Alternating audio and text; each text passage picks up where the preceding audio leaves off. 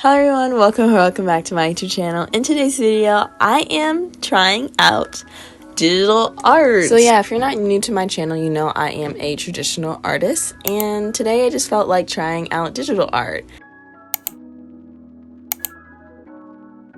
So in today's video, I'm going to bring you guys through my process on how I created this wonderful illustration and how I turned my sketch into a digital illustration.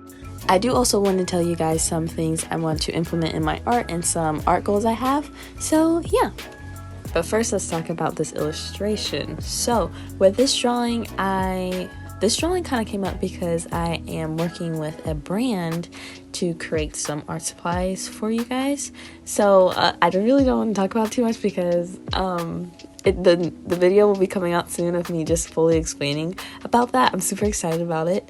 But yeah, anyway, so I wanted to draw a digital drawing, but I never did digital art, so that's kind of how this illustration came to be. And I didn't want to start from scratch because I remember in the past I went to start from scratch, but I was just like, nah, ain't no digital art. I'm gonna stick to my paper, pencil, and my pencil with an eraser, you know what I mean? And yeah, I just kind of just left it, and that was like around 2 years ago.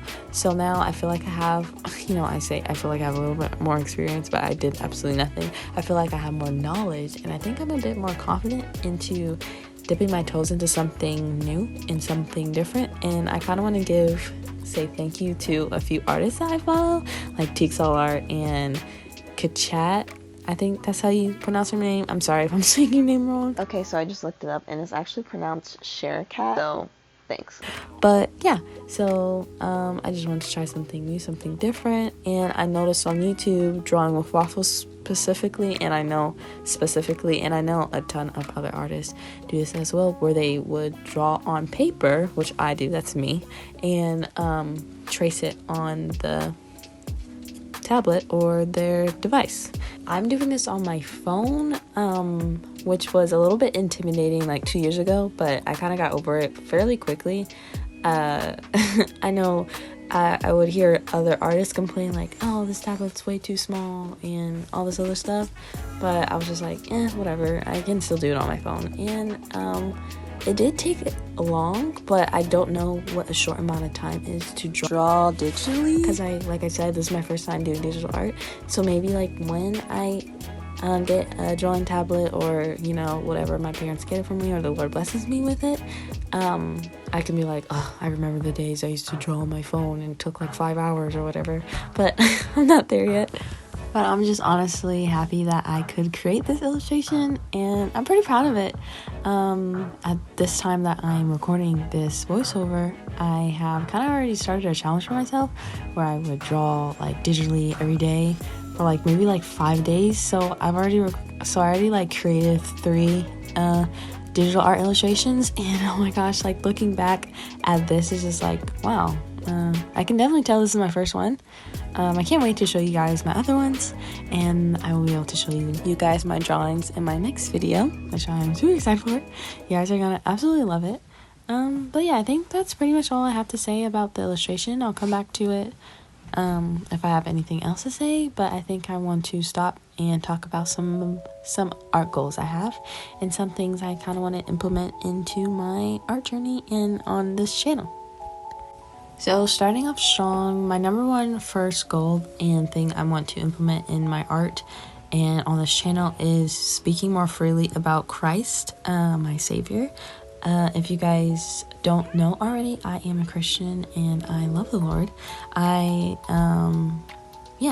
I want to implement him more into my art and the art that I create.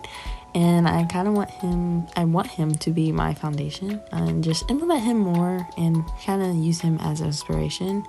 I don't know if you guys have stuck around for as long, but a few months ago, I'm saying a few months ago, like 2-3 months ago, but it was maybe a year ago or something like that, where I created an illustration inspired by a Bible verse for a collab with another artist here on YouTube. And that was amazing. I felt so good. And yeah, I'm kind of getting at the point where I'm kind of tired of, showing like elves, fairies, mermaids, other beings that are not necessarily real. And I kind of just want to, I want to hit it hard on what's the real deal and, what God finds important. So that is my number one goal that I really, really want to do. And I think it's important to, one, say it out loud. And number two, tell you guys, because you guys are my audience, and I kind of want to use my channel to, glorify the Lord in everything that I do, because it's important to acknowledge Him in all of my ways so that He can direct my paths. So yeah, that's goal number one, and something I want to implement into my channel. The second thing I want to implement into my channel and want to show through my artwork is anatomy. So I feel like I have been really, really, really improving with this, but I kind of just want to be more chill with my videos and want to, just be able to just sit down, just sketch and just be like okay with it. Recently I kind of been like, 360, 4K, movie style, quick, long but quick videos, which I absolutely love. They just take a really, really, really long time to create, and sometimes I'm pumped about it and sometimes I'm not, but I think I want to kind of find a balance in between, or like have like movie theater content, and then just have like chill where I can just like sit down and sketch with you guys. I think another way that will just kind of help me with that is just to go live more often, so I can just set up my camera and just draw and chat with you guys. And that kind of moves me on to my third goal that I want for this YouTube channel, and that's just to go live on my channel. I kind of been hopping on a lot of other people's lives recently.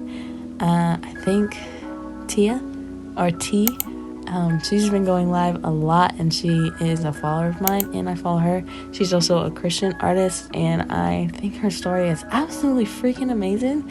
So I think you guys should definitely go check her out. And she's been going live like so bravely, like every day, multiple times a day. So that's definitely one goal of mine's. And yeah, oh my gosh, I'm just like speeding through this like voiceover. I feel like I'm doing so good. Like I don't remember the last time I could talk and just be like not tripping up over my words. Like thank you, Lord. Thank you, Lord. Okay, so back to this drawing. This is my OC Melanina. I don't really think I explained her story that well to you guys. I actually haven't really really haven't wrote out any of her story like in the beginning stages. I kind of only wrote about her story like kind of towards the end or like the middle. I'm talking like it's a book, because that's kind of how I'm thinking about her story. But if I could just sum it up real quick, Melanina, she is a teenage girl. That's what she looks like. My art style has changed so much. Oh my gosh.